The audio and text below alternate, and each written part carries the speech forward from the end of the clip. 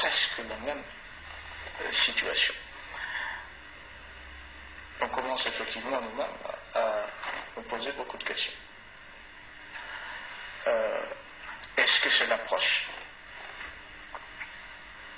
Quel est le problème de fond? Et jusque-là,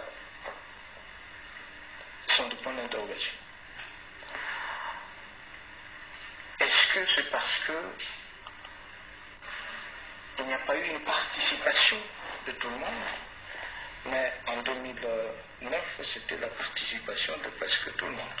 Tout le monde, du moins, dans ces deux provinces, le Nord et Sud Kivu, société civile, l'Église ou les églises, etc.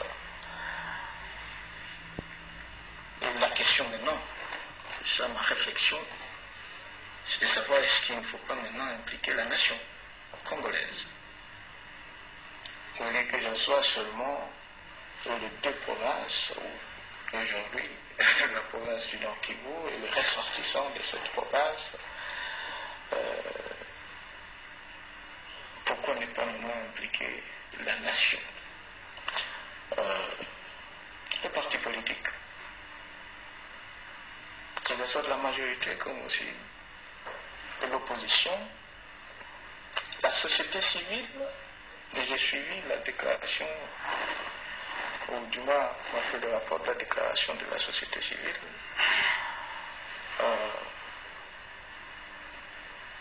La société civile, mais cette fois-ci, pas seulement la société civile au Nord Kivu, ou du Nord Kivu, mais la société civile sur toute l'étendue du territoire national. Bref, c'est ça maintenant la réflexion. Ça, c'est de 1. 2. Vous savez, pour faire la paix, ou soit on peut faire la paix qu'avec son ennemi, ou avec son adversaire. On ne fait pas la paix avec son ami. Tout ce que nous avons eu et tout ce qu'on aura comme réunion, rencontre, c'est dans cette optique. Chercher et trouver la paix. Et la paix, je disais tout à l'heure, c'est avec l'ennemi, avec l'adversaire. Une toute petite question un peu pour aller dans votre sens. Vous dites, vous avez encore des points d'interrogation sur les raisons de ces guerres à répétition. Il y a 2 ans, au Palais du Peuple, devant le Parlement en congrès, le président Nicolas Sarkozy a déclaré que ce pays est beau, il a beaucoup de richesses.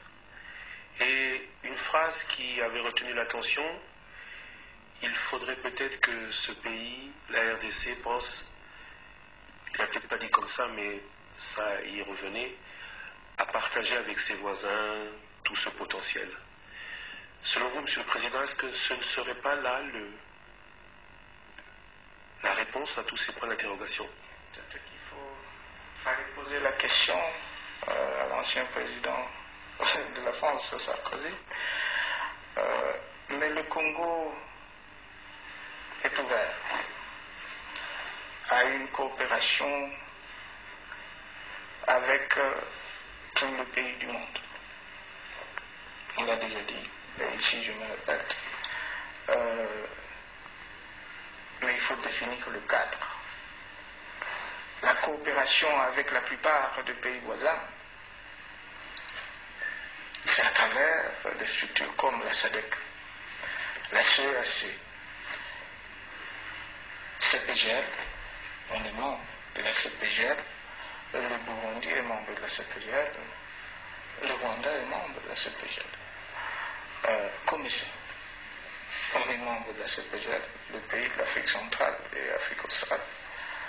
Alors bref, le cadre est déjà là. On n'est pas contre. Le Congo n'a jamais été contre, que ce soit les Congos, que ce soit les Zaïre à l'époque, de coopérer avec tous les pays du monde et tous les pays de la région, que ce soit la région des Grands Lacs ou la région de l'Afrique centrale ou australe. Monsieur le Président, je n'étais pas très satisfait. Bon, quand vous vous rencontrez avec le président Kagame, on vous a vu sur les images crispé. Et puis après, vous parlez, on parle de cette force qui devra venir s'interposer. Mais de quoi avez-vous parlé encore? Est-ce que, après ces entretiens, les escarmouches ont continué?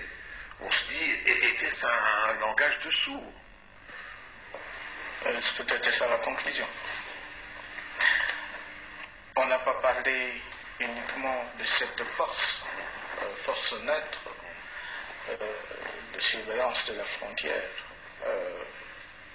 On a aussi parlé de la situation entre les deux pays. Vous savez, on avait rompu complètement le contact avec et le Rwanda, et l'Ouganda, et le Burundi après la guerre de 98. Il y a seulement une année, 2 ans, qu'on a établi le contact, soit relations diplomatiques au niveau des ambassadeurs. Au niveau de nos relations, que ce soit avec l'Ouganda, le Soudan, aujourd'hui Sud-Soudan, la République centrafricaine, Brazzaville, l'Angola, bref, les 9 voisins qui nous entourent, sur les 9 voisins, on a de très bonnes relations avec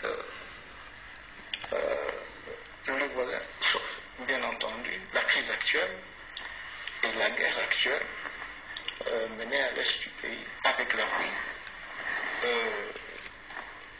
du Rwanda.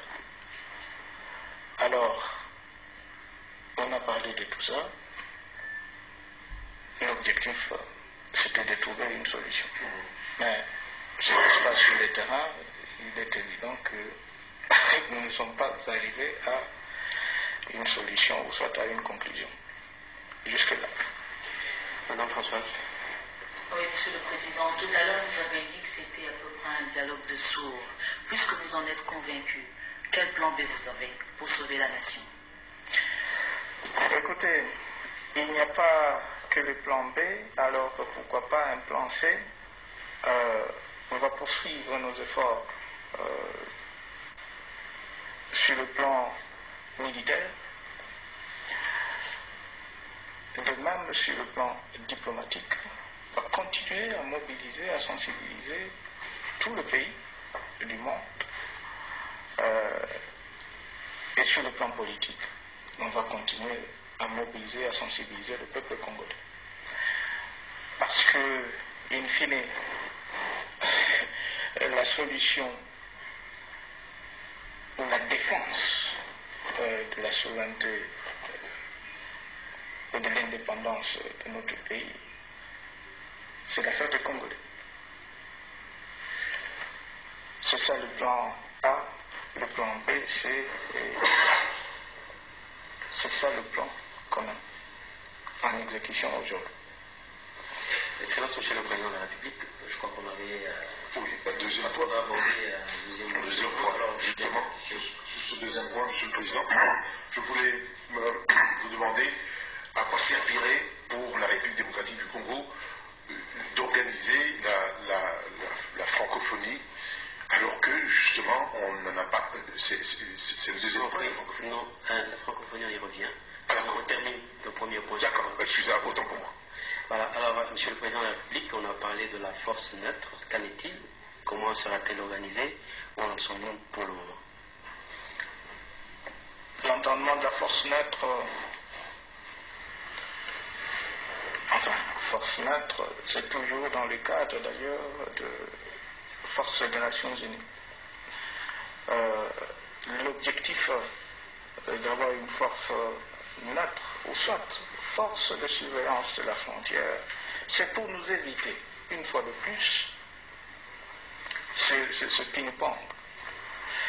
Déclaration contre déclaration entre le Congo et le Rwanda. Et comment éviter cela en ayant une force au niveau de la frontière pour qu'il y ait une visibilité sur ce qui se passe au niveau de la frontière entre les deux pays. Comment est-ce que cette force sera constituée? nous pensons qu'on a déjà une force dans ce pays, une force des Nations Unies. Pourquoi ne pas transformer cette force et avoir une contribution d'autres pays pour que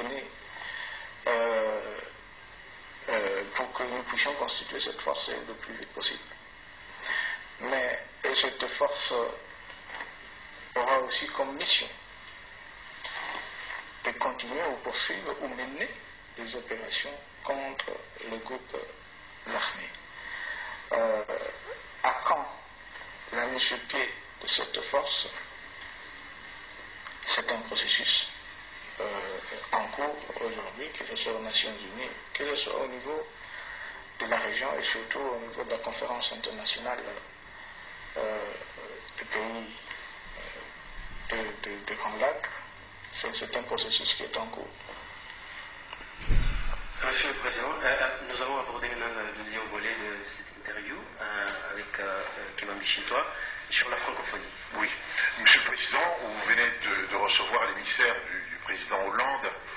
Je ne sais pas ce que vous vous êtes dit, mais je me pose la question de notre rencontre qui, sur le plan du diplomatique, est importante, alors que nous avons de problèmes à l'Est, alors qu'il y a des conditions aussi qui ont été posées. Je ne sais pas si je suis dans le vrai. Je ne suis pas au courant des conditions qui ont été posées. Mais souvenez-vous que la République démocratique du Congo, à l'époque Zaïre, le Zaïre devait organiser le sommet de la francophonie en 1992.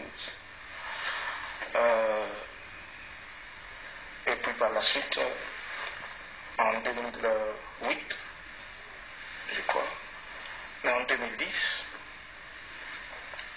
j'étais moi-même présent à Montreux, j'avais confirmé devant tous les États membres et les chefs d'État membres de l'organisation que le Congo avait effectivement organisé ce sommet. Et on est capable d'organiser ce sommet. Est-ce que la situation à l'Est peut ou doit nous empêcher d'organiser ce sommet? Je ne pense pas. Mais la vérité, c'est qu'aujourd'hui, si hier, la priorité des priorités pour nous était d'organiser le sommet, aujourd'hui, la priorité des priorités pour le gouvernement, pour l'État congolais, c'est la situation.